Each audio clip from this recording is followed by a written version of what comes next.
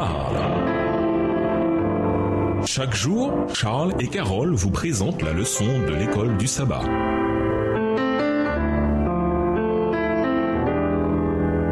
Bienvenue dans notre émission Dieu nous parle. Nous voilà sur de mardi, le meilleur des investissements. Lisons Marc 10, versets 17 à 31. Quelle leçon cruciale sur la foi et le prix du discipulat pour quiconque riche ou pauvre sont révélées ici. Marc 10, versets 17 à 31. Comme Jésus se mettait en chemin, un homme accourut et se jetant à genoux devant lui. « Bon maître, lui demanda-t-il, que dois-je faire pour hériter la vie éternelle ?» Jésus lui dit, « Pourquoi m'appelles-tu bon? Il n'y a de bon que Dieu seul. Tu connais les commandements. Tu ne commettras point d'adultère, tu ne tueras point, tu ne déroberas point, tu ne diras point de faux témoignages, tu ne feras tort à personne. Honore ton père et ta mère. » Il lui répondit, « Maître, j'ai observé toutes ces choses dès ma jeunesse. » Jésus, l'ayant regardé, l'aima et lui dit, « Il te manque une chose. Va, vends tout ce que tu as, donne-le aux pauvres et tu auras un trésor dans le ciel. Puis viens et suis-moi. » Verset 22. Mais affligé de cette parole, cet homme s'en alla tout triste car il avait de grands biens. Jésus, regardant autour de lui, dit à ses disciples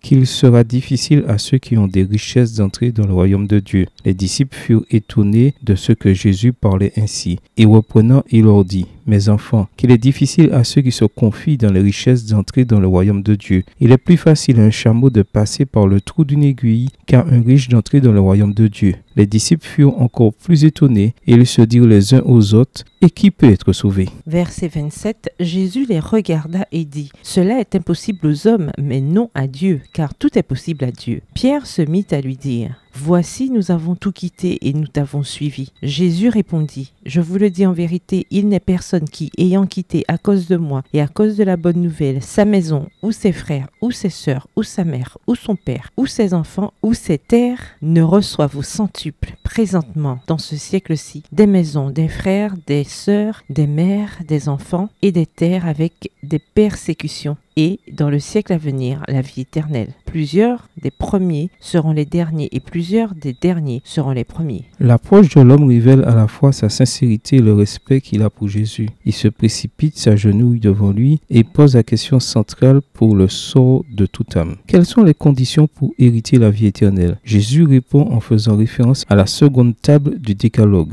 À nouveau, l'homme montre combien il est idéaliste en disant qu'il les a tous gardés dès sa jeunesse. Des 4 évangiles, seul Luc relève que Jésus aimait l'homme. Il y a quelque chose d'attachant dans l'idéalisme de cet homme. Mais Jésus met sa sincérité à l'épreuve en lui demandant de tout vendre et de le suivre. L'homme s'en va découragé parce qu'il a de grands biens. En réalité, il n'observait pas vraiment les commandements. Il en transgressait le tout premier en mettant quelque chose au-dessus de Dieu dans sa vie. Ses richesses étaient son idole. Jésus explique ensuite combien les richesses peuvent être séduisantes et ajoute qu'il est plus facile pour un goût animal comme un chameau de passer par le minuscule trou d'une aiguille que pour un riche d'entrer au ciel. Les disciples sont ébahis par les paroles de Jésus et ils se demandent qui peut être sauvé. Jésus fait alors la célèbre déclaration de Marc 10, le verset 27. C'est impossible pour les humains, mais non pas pour Dieu, car tout est possible pour Dieu. Marc 10, verset 27 est la meilleure des manières de terminer l'histoire. On ne peut pas arriver au ciel par ses propres moyens, on a besoin de la grâce de Dieu pour être sauvé.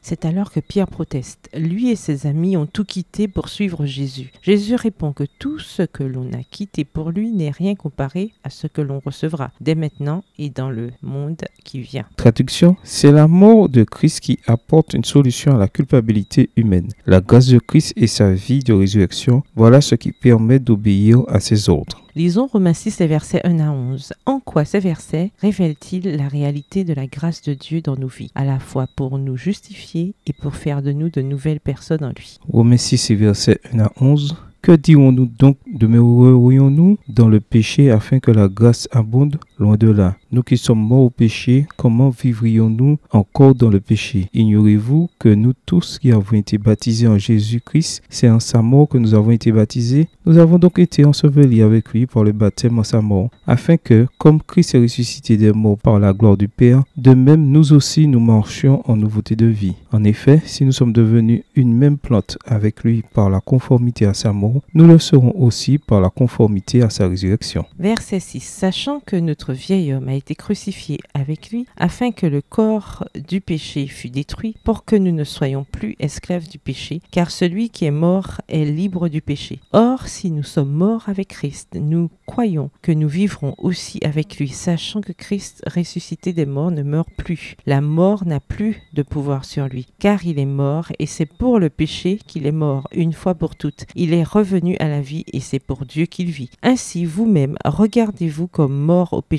et comme vivant pour Dieu en Jésus-Christ. Au revoir. Et à demain si Dieu veut. Dieu nous parle. Chaque jour, Charles et Carole vous présentent la leçon de l'école du sabbat.